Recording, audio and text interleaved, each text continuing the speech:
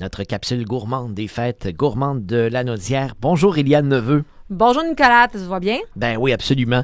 En parlant des fêtes gourmandes, moi, ça va toujours bien. Je suis un gourmand, Oui. je m'en cache pas. En plus, on a du fun dans nos chroniques. Hein?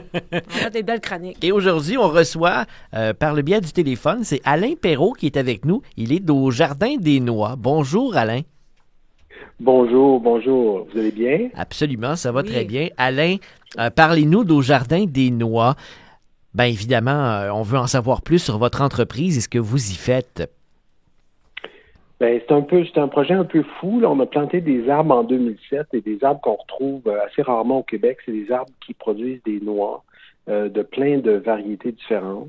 Puis, depuis environ 6-7 ans, on a une boutique agro-touristique située à Saint-Ambroise-de-Kildare où on reçoit les clients et puis on propose ces noix-là qui sont uniques au goût là, aux clients qui viennent nous visiter et qui en profitent justement pour aller voir ce qu'on appelle la noiseraie, donc une plantation d'arbres à noix qui est directement au Québec, là, qui est un phénomène rare. Comment ça vous est venu, cette idée-là, Alain Perrault?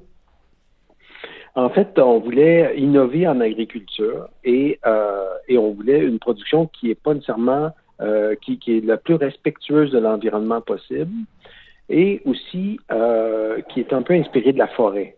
Parce qu'on aime beaucoup tout ce qui vient de la forêt, autant champignons, produits comestibles sauvages et autres.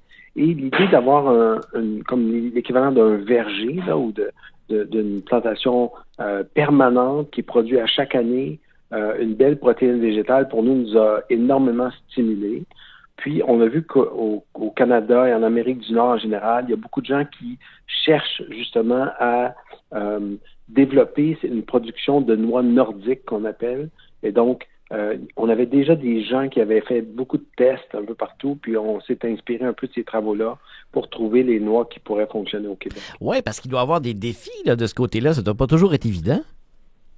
Effectivement, puis il y a un facteur chance, là, c'est-à-dire qu'on essaie des choses, certaines choses fonctionnent, d'autres moins.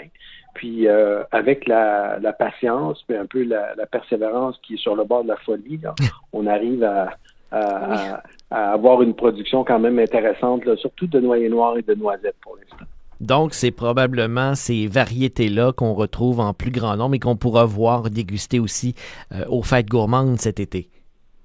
Exactement. Puis aussi, notre approche est unique dans le sens où on favorise beaucoup ce qu'on appelle le surcyclage, c'est-à-dire dès que on a un sous-produit de notre production, on essaie de le valoriser en un produit nouveau à valeur ajoutée, comme par exemple, lorsqu'on casse les noix, il y a beaucoup de poudre de noix qui se retrouve à la sortie du casse-noix. Puis cette poudre-là, on la presse pour faire une huile qui est absolument magnifique. Wow. Donc avec les huiles, ensuite, on fait des vinaigrettes et autres. On fait même de la farine de noix. Donc pour nous, c'est important de montrer comment valoriser chaque aspect de la production de noix en différents sous-produits à valeur ajoutée. Alain Perrault, oui, on va vous voir aux fêtes gourmandes cet été, mais est-ce qu'on peut passer directement à Saint-Ambroise aussi pour vous rendre visite? Oui, en fait, même à l'heure actuelle, il y a des sculpteurs de matière végétale, on appelle ça du land art, qui sont présents jusqu'à, mettons, la mi-juin là, pour établir des œuvres qui sont à partir, par exemple, de branches de saule, de pierre, et ce sont des œuvres qui sont posées et travaillées là, dans la noiseraie pour le bénéfice des clients. Et puis, en plus, l'exposition est sans frais. Donc, c'est vraiment intéressant pour les gens de venir découvrir la production de noix, puis aussi en profiter pour avoir un petit bain d'art et de sculpture naturelle. Ben, Alain Perrault au Jardin des Noix, merci d'avoir pris quelques minutes aujourd'hui dans notre capsule gourmande pour nous parler de vos produits. Et on a très, très hâte de vous voir à la mi-août du côté de Saint-Jacques aux Fêtes gourmandes de Lanaudière, 20e édition. Merci, c'est réciproque. Éliane, rappelle-nous les dates exactes. Oui, je vous rappelle les dates exactes. Donc, du 15 au 17, vous pouvez venir rencontrer nos producteurs transformateurs, tout comme le Jardin des Noix qui seront là en grande nouveauté cette année avec nous.